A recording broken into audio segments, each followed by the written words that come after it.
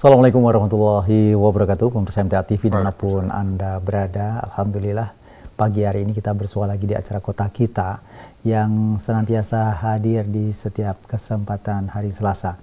Dan pagi hari ini pula bagi Anda yang mungkin saat ini adalah sebagai user atau konsumen atau pelanggan dari PDAM Kota Surakarta, saatnya penting untuk Anda bisa simak acara ini.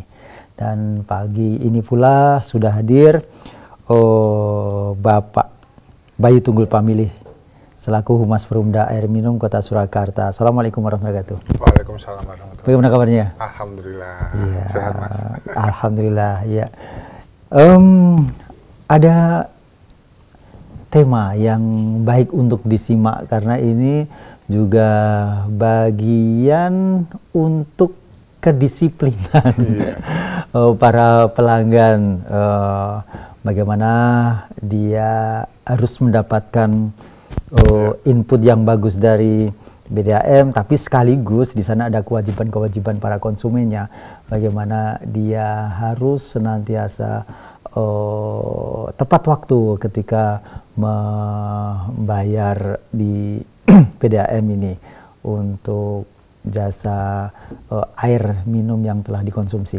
Dan tentu saja kita juga akan berikan informasi terkait coverage area PDAM ini sebenarnya apakah selalu ada perluasan atau stuck hanya di situ ketika semuanya sudah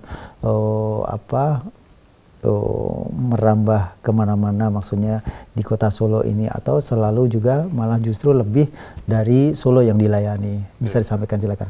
Ya, Assalamualaikum warahmatullahi wabarakatuh. Waalaikumsalam.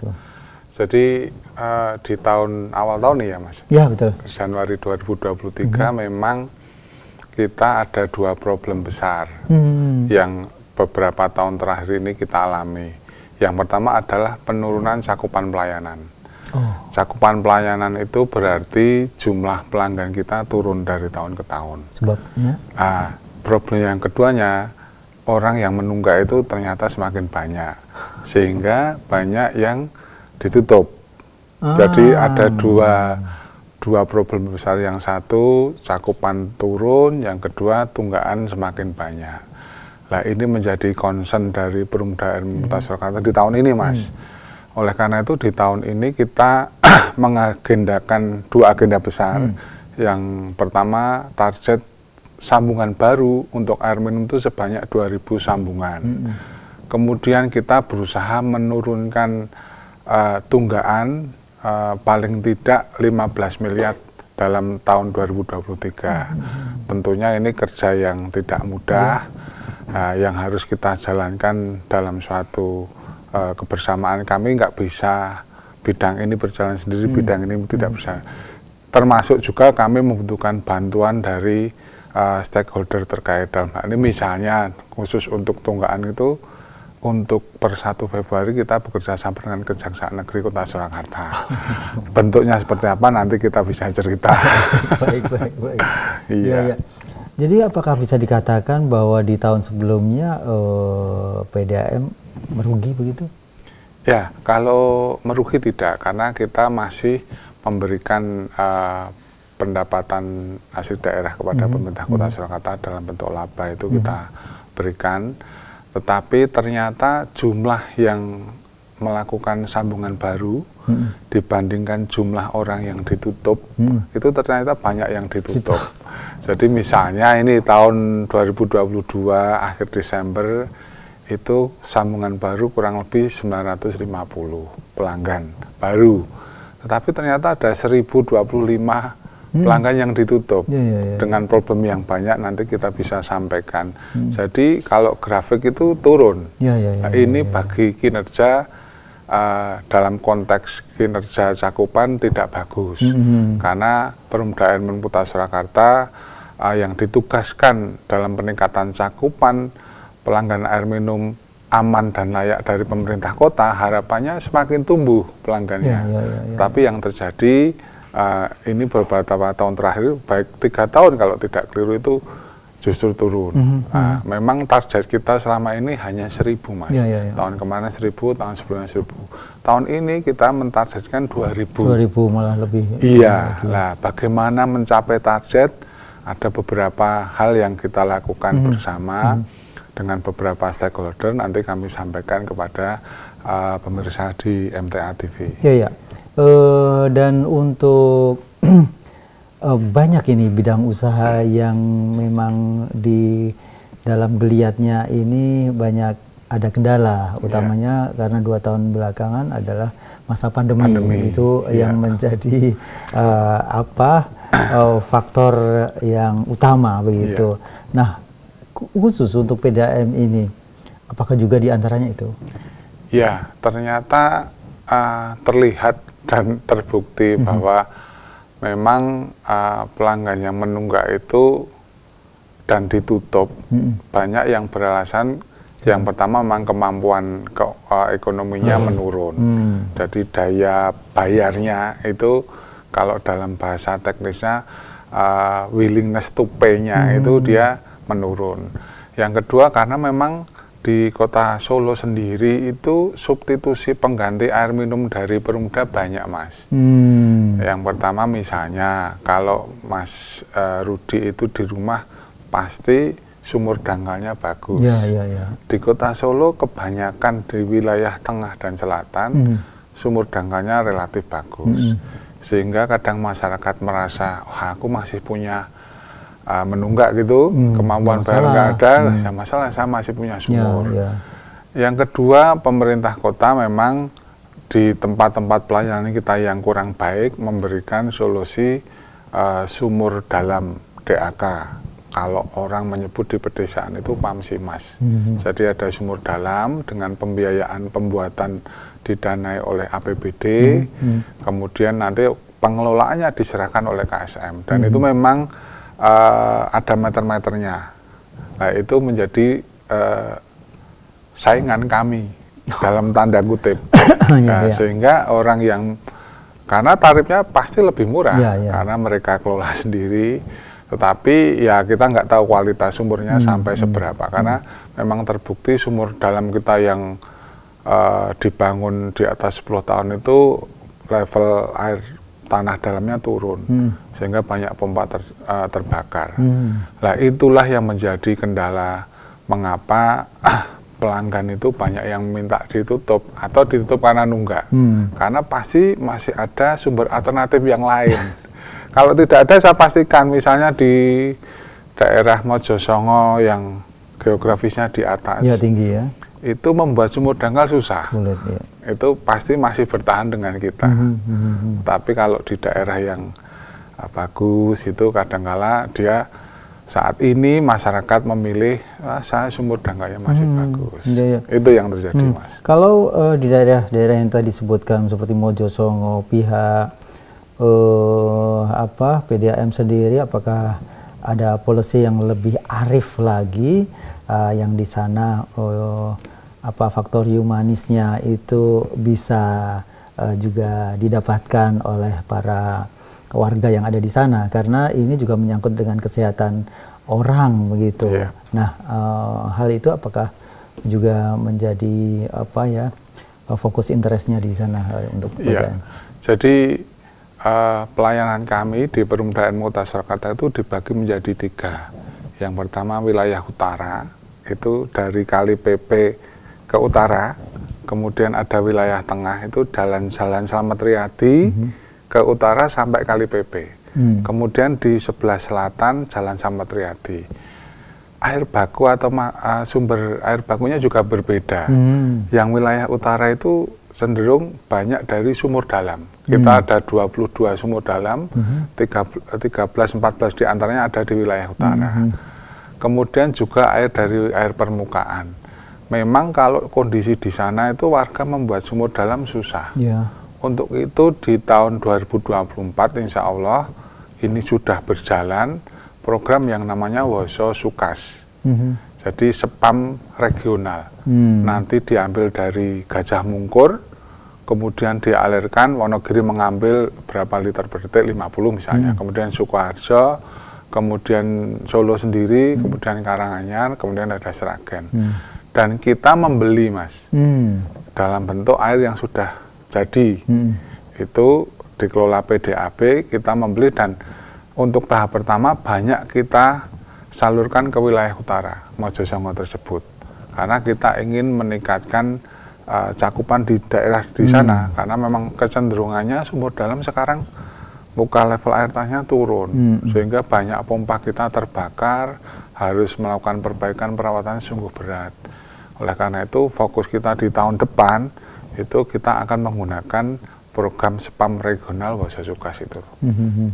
Baik Mas Bayu, dan pemirsa dimanapun Anda berada, pagi hari ini Anda yang memerlukan atau mungkin justru Anda saat ini sedang punya masalah-masalah khusus dengan PDAM ya, silahkan ditanyakan ya. Siapa tahu memang kemarin hanya sekilas info dari tetangga atau siapapun, tapi ketika saat ini narasumber kita dari PDAM langsung hadir di MTA TV, Anda akan bisa dapatkan jawaban dengan pasti. Tentu saja setelah jeda pariwara berikut ini.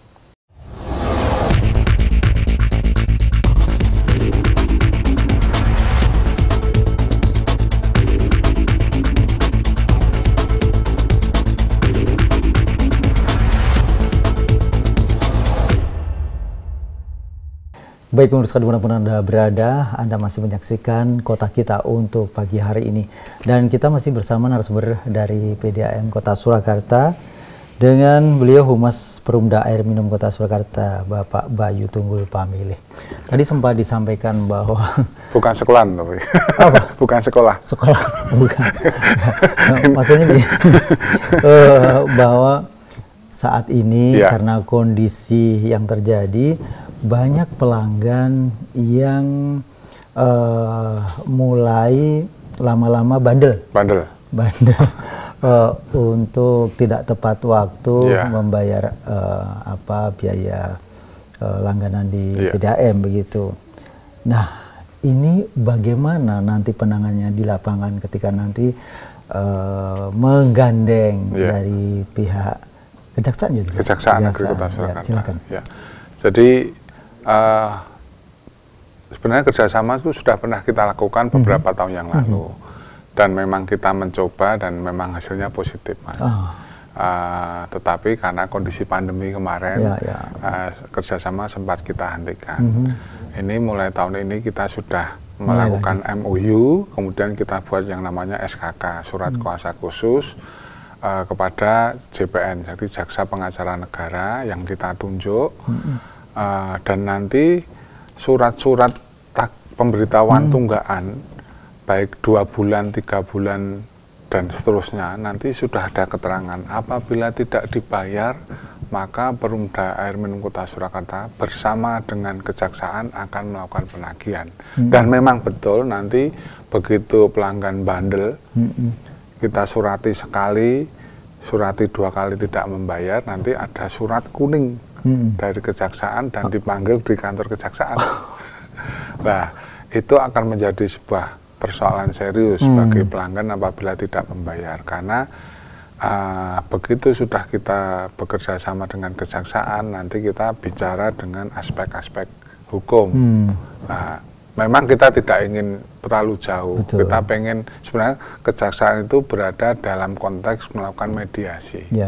Tetapi apabila tidak tercapai kesepakatan, ya kami mohon maaf, kita akan melakukan beberapa langkah hukum. Ini sungguh sangat terpaksa dilakukan. Apabila ada ketidaksesuaian dengan kita dan pelanggan.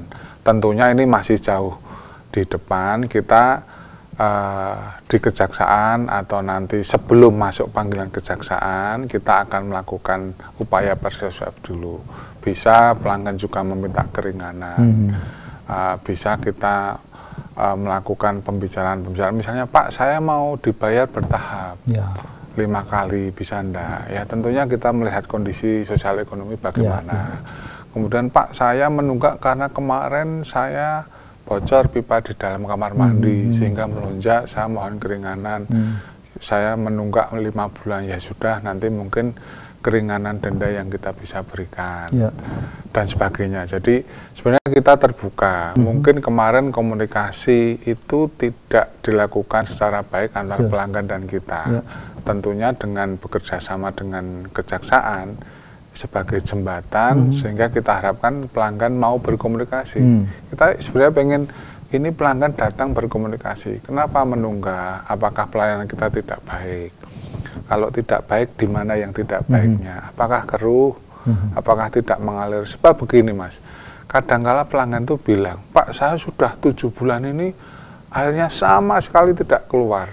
Sudah pernah melapor? Belum. Kemudian nunggak, ya sudah, bayar dulu, nanti kita selesaikan. Kemudian dibayar, karena pembayaran sedikit Mas, minimal, cuman abonemen. Begitu dibayar, kita kirimkan tim URC, kita ada tim unit kreasi cepat, ternyata stop kerannya nutup. Oleh pembantu atau siapa kita nggak tahu, sehingga tidak mengalir ke dalam. Hanya masalah stop keran ditutup, kemudian kita buka ya sudah mengalir. Itu kalau listrik itu begengsernya mati. Ya, begengsernya mati. Karena mereka punya sumur alternatif, sebagai sumber alternatif, ya tidak merasa tidak merasa ya sudah kita pakai sumur. Padahal hanya masalah stop keran yang nutup. Nah, komunikasi itu kita harapkan bisa terbuka. Kalau dengan surat biasa kadang tidak diindahkan. Barangkali nanti kita harapkan dengan kerjasama ini, surat yang masuk ada kata kalimat bahwa kita sudah bekerja sama nih dengan kejaksaan, itu masyarakat lebih aware, lebih sadar, lebih mengindahkan surat tersebut. Ya kalau ada masalah kita selesaikan, hanya begitu. Dan itu rata-rata perorangan atau instansi atau bagaimana penunggak? Ya bermacam-macam. Jadi tarif kita itu kalau klasifikasi rumah tangga ada 4. Rumah tangga 1, 2 itu disubsidi. Kemudian rumah tangga 3 dan 4. Rata-rata di Kota Surakarta itu penduduk atau pelanggan itu rumah tangga 3. Walaupun masih ada rumah tangga 2, rumah tangga 1. Kemudian ada juga tarif niaga 1 dan niaga 2. Nah itu yang terdiri macam-macam, saya tidak hafal satu persatu, ada hotel, ada toko, ada macam-macam, niaga 1, niaga 2, kemudian ada sekolahan, kemudian ada pemerintahan. Rata-rata yang nunggak memang rumah tangga. Iya. Dan kadangkala memang pelanggan-pelanggan yang biasanya nunggak itu ya itu saja Mas. Kalau sudah bayar ya nanti nunggak lagi. Ya, saya tidak tahu apakah itu memang pola pelanggan seperti itu atau memang kami yang kurang giat melakukan sosialisasi. Bisa jadi ya. Bisa jadi seperti itu. Oleh karena itu ya kita ini tidak hanya kerjasama, tapi sosialisasi sudah kita jadwalkan, baik melalui media cetak, media elektronik, media sosial seperti saat ini. Kita juga melakukan sosialisasi ke kecamatan, bahkan nanti di Februari kita di Kecamatan Banjarsari dan Kecamatan Jebres. Tadinya sudah di semua kecamatan, Kecamatan Laweyan, Pasar Kliwon dan Serangan sudah. Kemudian kita masuk ke kelurahan-kelurahan. Kemudian kita sampaikan juga lewat lurah-lurah itu surat, kita sampaikan ini supaya menjadi perhatian. Bahkan besok minggu depan, kalau masyarakat bisa melihat di setiap kantor kelurahan, kita pasang spanduk. Bayarlah rekening air minum dan limbah tepat waktu. Apabila tidak, dan seterusnya. Jadi ya mungkin tahun kemarin kita komunikasinya kurang jelas. Nah, harapannya tahun ini komunikasi jelas, pelanggan juga menyadari. Nah, kalau sudah begitu enak. Itu bagian dinamika dari perusahaan air minum yang ada di Kota Surakarta, dan semuanya memang harus seperti ini perjalanannya memang kalau orang pasang listrik sudah tahu pasti pusatnya di mana listrik itu mengalir atau tidak di Begengser. Ini kurang orang banyak memahami tentang apa. Kalau listrik begitu mati nggak punya genset nggak bisa. Tapi kadang-kala kalau di Kota Solo air itu masih ada sumur. Masih ada sumur gitu ya. Kecuali memang airnya bermasalah ini kok. Nah ini pasti akan carinya PDAM gitu. Ya, pemirsa dimanapun Anda berada, terbuka bagi Anda untuk bertanya 02716793000 untuk telepon langsung, bagi Anda yang SMS WA di 08112553000. Rata-rata penunggak itu berapa bulan? Berapa bulannya? Sebenarnya kalau kemarin kita hitung di awal bulan, orang menunggak itu dari 58.000, 10.000 nunggak, Mas. Bervariasi, ada yang nunggak 1 bulan sampai ada yang nunggak hampir 4 tahun. 4 tahun itu kalau 12 kali 4 berarti 50 bulan. Itu masih ada. Kebanyakan ya ada yang rumah kosong, kalau yang tunggaknya banyak, meternya di dalam. Kita mau tutup nggak bisa. Karena meternya di dalam rumah dan rumah atau ruko gitu terkunci. Nah, kadang-kala kita mau bongkar di jalan, biaya bongkar dan pengembalian itu lebih tinggi dari tunggakan misalnya. Karena harus pengembalian aspal dan sebagainya. Betul. Nah, itu problem di kami juga. Sehingga memang sebenarnya selain itu misalnya kita ada program untuk mengeluarkan meter supaya tidak ada di dalam. Tapi ternyata ya berapa bulan lah, itu kalau di googling marak pencurian meter air. Simalakama. Kalau ditaruh di luar hilang, kalau ditaruh di dalam begitu dikunci orang pergi, berbulan-bulan ditutup nggak bisa nagih. Itu problem-problemnya, Mas. Dan apakah di PDAM itu sama seperti yang ada di listrik? Di listrik ada 450, 900, 1300. Bagaimana dengan PDAM? Kalau di kami, jadi kalau untuk rumah tangga 1 dan 2 itu kan disubsidi. Kalau di listrik itu 450 mungkin ya disubsidi. Itu sekarang 900. Sekarang 900 disubsidi. Ada yang tidak ya 900 disubsidi, karena saya tidak disubsidi. Jadi kalau di Perumda Ilmu Kota Surakarta, penggolongan kelompok pelanggan rumah tangga itu menggunakan scoring, Mas. Ada 5 indikasi. Jadi nanti kalau pemirsa MTA TV bisa mengingat-ingat bahwa klasifikasi rumah tangga itu berdasarkan yang pertama luas bangunan, yang kedua luas tanah, kemudian luas bangunan, luas tanah, ada jenis jalan, kemudian yang ketiga ada penggunaan lokasi, yang terakhir letaknya di kota Solo atau di luar kota Solo. Nah, masing-masing indikator itu kita berikan skor. Misalnya begini, kalau luas rumahnya 21 dibandingkan yang luas 50 meter persegi, tentunya nanti skornya besar yang 50. Semakin luas bangunan, skornya semakin besar. Letak jalannya kalau di jalan lingkungan sama jalan provinsi, jalan nasional berbeda skornya. Jadi penjumlahan skor-skor itu nanti semakin banyak skor, tarifnya semakin mahal. Kalau skornya semakin sedikit, nanti dia di golongan yang disubsidi. Jadi kalau biar keadilannya dan keterjangkauannya bisa dinikmati masyarakat. Kalau rumahnya kecil, luas tanah kecil juga, di jalan lingkungan, hanya digunakan untuk kegiatan rumah tangga, letaknya di Solo, ya mungkin rumah tangga 1 lebih murah per meter kubiknya. Jadi itu, Mas, keterangan memang sedikit berbeda, tetapi aspek keadilannya hampir sama. Dan instalasi itu ada berapa titik biasanya kalau di kerannya ada di berapa gitu, misalnya untuk pelanggan baru?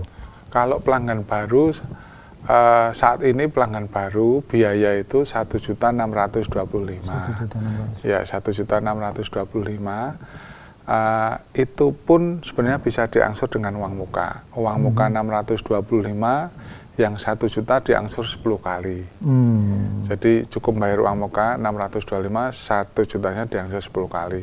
Kalau beberapa tahun yang lalu atau tahun yang lalu itu jauh dekat tergantung tersedia jaringan apa tidak. Kalau yang di tahun ini, siapapun masyarakat di Kota Surakarta, sepanjang di Kota Surakarta dia bukan pengembang, bukan kontraktor, warga biasa, kalau tidak tersedia jaringan, kita tanggung semuanya. Misalnya jaringannya 50 meter, penyediaan jaringan itu harus ditanam pipa baru 2 inch dengan biaya 15 juta. Ya, pelanggan hanya cukup membayar 1.625.000 atau dengan uang muka.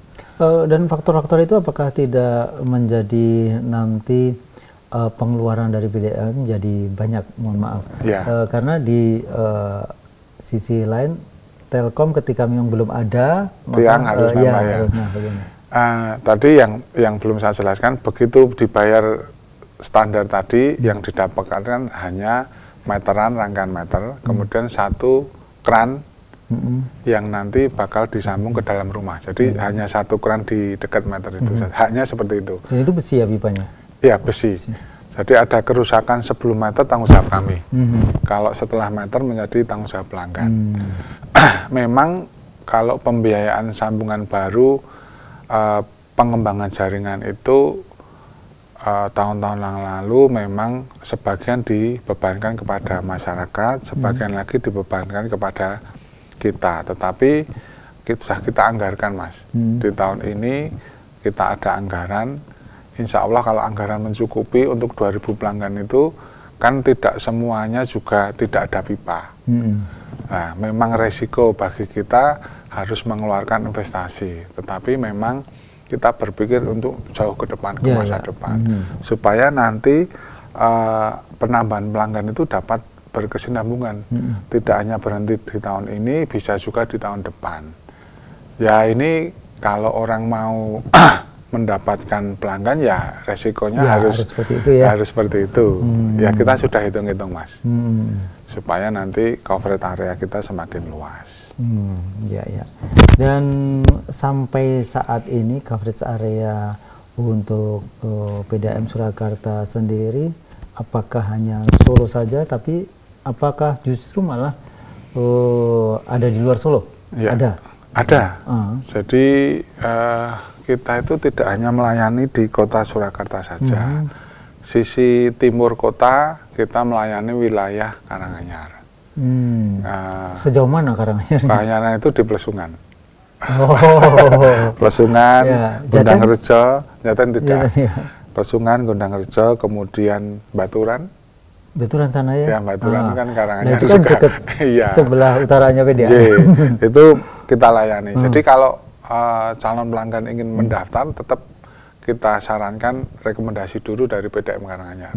Kalau PDAM, karena unit Colomadu sudah ada.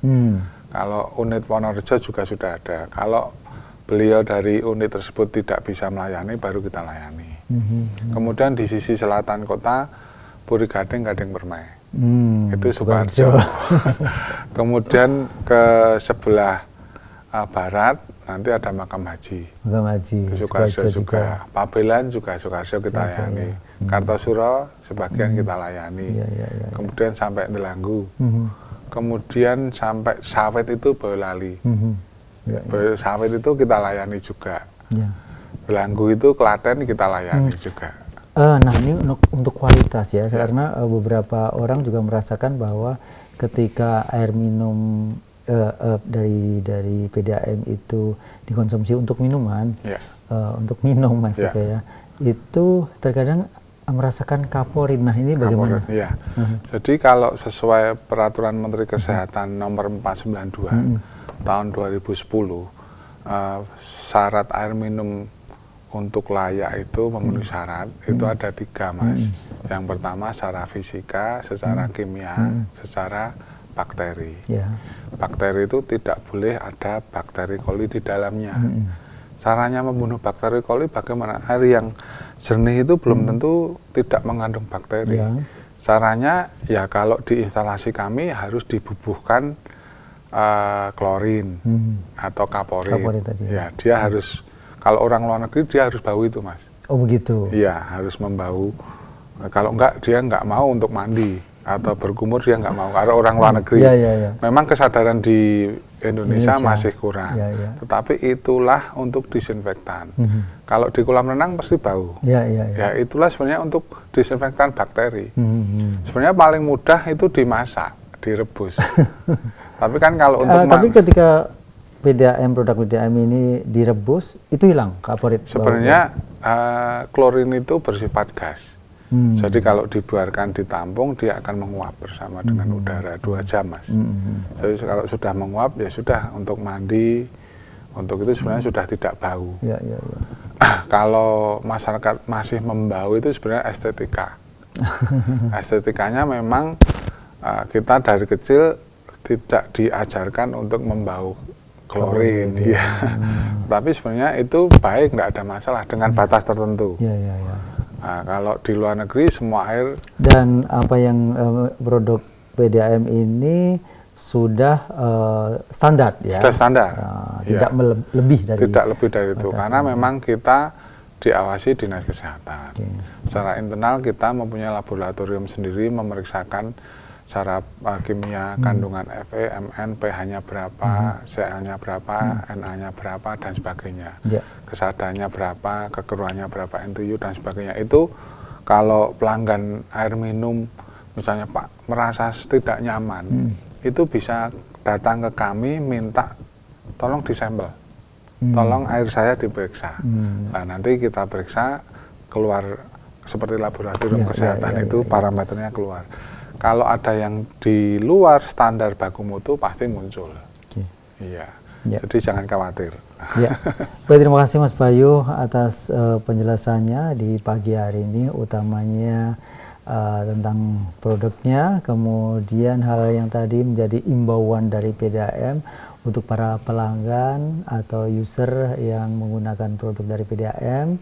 Semoga apa yang menjadi niat baik untuk mendapatkan layanan dari PDAM tadi pun juga menjadi prioritas dari Anda untuk membuat kewajiban-kewajiban itu tertunaikan, ya. Jadi sebelum nanti ada tindakan lebih lanjut, lebih baik sekarang ini diselesaikan dengan baik-baik. Bisa langsung lapor. Ada nomor telepon yang bisa, berapa nomornya? Kami ada WA call center. Ya, berapa? 0822 1925 8787. Saya ulangi ya Mas, ya. 0822 1925 8787. Ya. Gampang sekali untuk diingat, ya, ini 0822 ya 1925 8787. Ya. Bagi Anda yang ingin bertanya terkait dengan apapun yang saat ini menjadi keluhan, apapun yang ingin jadi pertanyaan, 0822 1925 8787. Begitu, dan terima kasih Mas Bayu atas kehadirannya. Mudah-mudahan sukses untuk semuanya. PDAM juga tidak rugi, masyarakat juga terlayani dengan baik dengan produk dari PDAM. Terima kasih. Assalamualaikum warahmatullahi wabarakatuh. Waalaikumsalam warahmatullahi wabarakatuh. Pemirsa dimanapun Anda berada, demikian tadi sajian Kota Kita untuk pagi hari ini. Saya Rudi Hervianto. Assalamualaikum warahmatullahi wabarakatuh.